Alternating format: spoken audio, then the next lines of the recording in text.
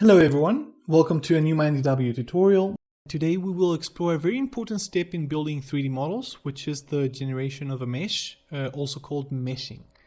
This is one of the most important parts of the construction of a model, since the numerical stability of the model largely depends on it. Likewise, through the meshing process, we can define different areas of interest in which we want greater precision. By applying a greater discretization and adjusting the node distribution of our area of interest. Now, in order to build a 3D model, firstly, we need to build a mesh in any available meshing software, and then we can import the generated mesh into MINEDW. And after this, we can include the topography into the model, and finally, vertical discretization is performed in order to define all the layers of the model as well as the pinch outs. As a starting point, we are going to use this 2D mesh that we have created. In our case, we generated this mesh using Griddle, which is one of ITASCA's software. Now, Griddle allows us to make a 2D mesh while also incorporating the limits and the distribution of our required discretization. In our case, we have discretized the area of the final open pit at a bench scale, and we have also discretized the regional faults, as you can see here, with an element size of approximately 10 meters. The border elements, for which we have less interest in, have been discretized to a size of around 400 meters. Next, we will export this mesh from the program in a format that MINEDW can read, which in this case, we will be using STL. If we open MINEDW and we create a new project, we can then import the mesh that we created into the software under File, Import. As you can see, there are several formats that we can use to import meshes. In this case, we're going to import the mesh in STL format, STL ASCII. We can then visualize the mesh with the 3D contour plot item. As we can see, the mesh is inserted into MINEDW as a single layer volume with all discretization that we have generated in the 2D in plan view. Now what we're going to do is import the topography. For that, we're going to load a text file in which we have the topographical points in X, Y, and Z coordinates. We start by selecting all of the nodes. Then we select interpolate from file and we load the topography that we are using. The file we're using is just a text file in .dat format with X, Y, and Z coordinates for the points of the topography, as you can see here. Then if we select open, the interpolation box appears in which we will, in this case, select an inverse distance interpolation between the points, taking into account 8 elements with a power of 2. If we want to visualize how the interpolation went, we look at the 3D contour, and we can see that now we have a volume that goes from elevation 0 to the level of the topography we used. If we select elevation in 3D contour, we can then also see the elevation difference with different colored contours. Now that we have incorporated the topography, we need to define the model layers. For this, we go to Mesh menu, then select Main Layer, and here we can insert all the layers we want into the model.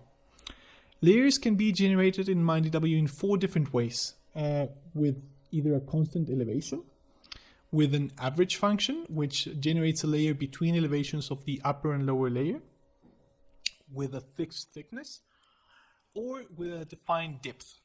In this case, we're going to generate layers with constant elevations at 500 meter intervals.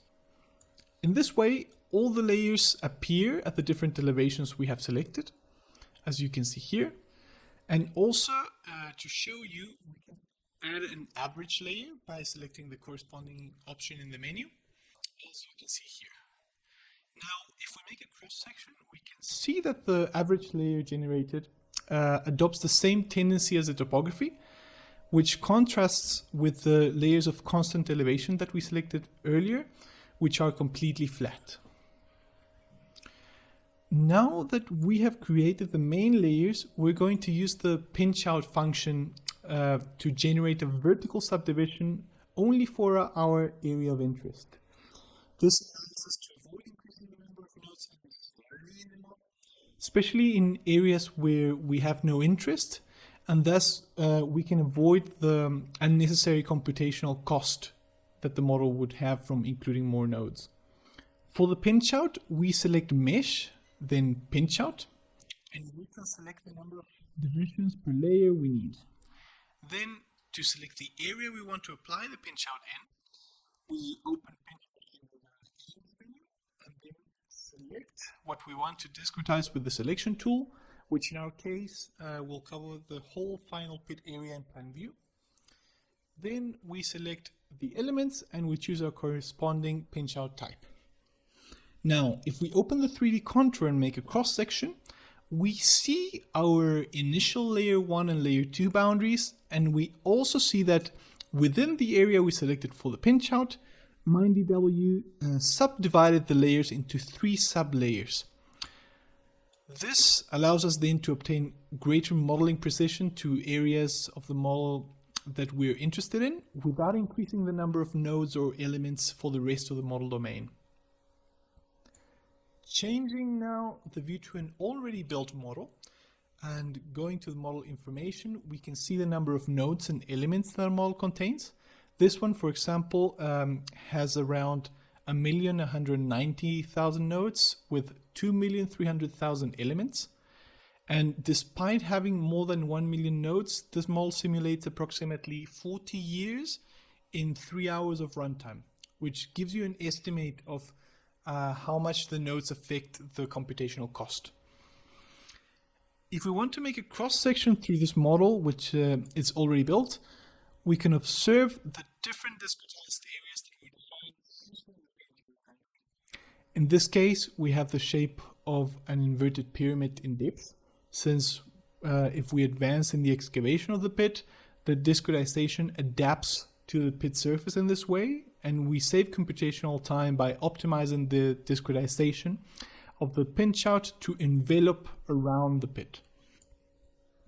As you could see from this tutorial, the steps to generate 3D mesh in MINEDW are quite simple and easy to use, allowing us to build a 3-dimensional model very quickly and with great precision. This then concludes our tutorial for today on meshing and building a 3D model in MINEDW. Subscribe to the channel and follow ITASCA for the latest news on software development and modeling. Thank you very much and see you next time.